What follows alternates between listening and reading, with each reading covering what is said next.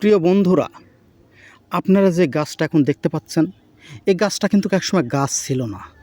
এই গাছটা কিন্তু একসময় বীজে পরিণত ছিল, বীজ ছিল। সে বীজটা যখন এই কৃষকটা মাটিতে বপন করছে, তখন সে ধীরে ধীরে ধীরে ধীরে মাটির সঙ্গে খেলা করে তার শিকড়গুলোকে মাটির ভিতরে বিলিয়ে দিয়েছে। তারপরে কিন্তু সে এখন এই গাছে পরিণত হয়েছে।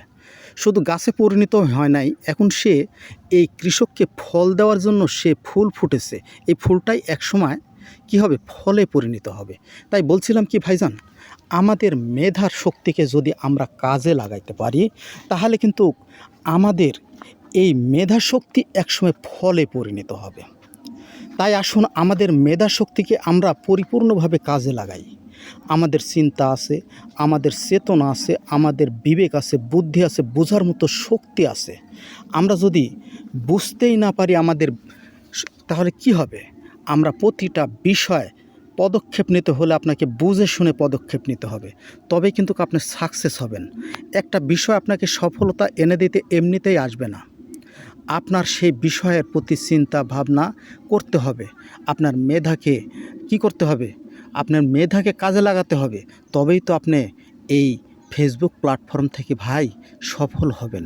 সফল যদি আপনি হতেই চান, তাহলে অবশ্যই ফেসবুক সম্পর্কে জানতে হবে। তবেই আপনি এখান থেকে সফলতা অর্জন করতে পারবেন। আর যদি এখান থেকে সফলতা অর্জন করতে না চান, তাহলে এখানে বেকার সময় নষ্ট না করে এখনই অন্য কাজে নিয়োজিত হন, সেখানে আপনার কাজে আসবে। তাই বলে আপনার সময়কে আপনি নষ্ট করতে পারেন না। যদি এখানে আপনি খেলতামাশার জন্য আসেন, তাহলে আপনি কিছুই করতে পারবেন না। আর যদি এখান থেকে কোনো কিছু করার ইচ্ছা আপনি প্রকাশ করেন, তাহলে আপনাকে অবশ্যই ফেসবুকের গাইডলাইন সম্পর্কে জানতে হবে। আপনি যদি নাও জানেন, যারা এই বিষয়গুলোকে জানে তাদের সঙ্গে আপনাকে মিশতে হবে, তাদের সংস্পর্শে আপনাকে ভিড়তে হবে, তাদের কাছে যেতে হবে, তারা কি বলছে সেগুলো শুনতে হবে। তারপরেও বড় কথা হচ্ছে ভাইজান, ফেসবুক কি করতে বলছে সেগুলো সম্পর্কে ফেসবুক আপনাকে নিজেই জানিয়ে দিচ্ছে। সেগুলো সম্পর্কে আপনি নিজেও জানতে পারবেন।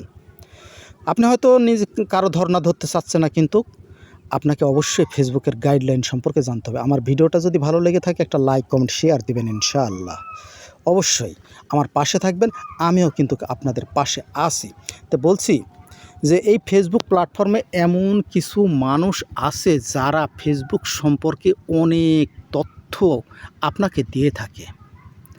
আপনি যেগুলো জানেন না, বোঝেন না, সেগুলো আপনাকে তারা বুঝিয়ে দেয়, সুন্দরভাবে বুঝিয়ে দেয়। তাই আমি বলছি, যারা বুঝে তাদের সংস্পর্শে যান, কিছু বোঝার চেষ্টা করেন।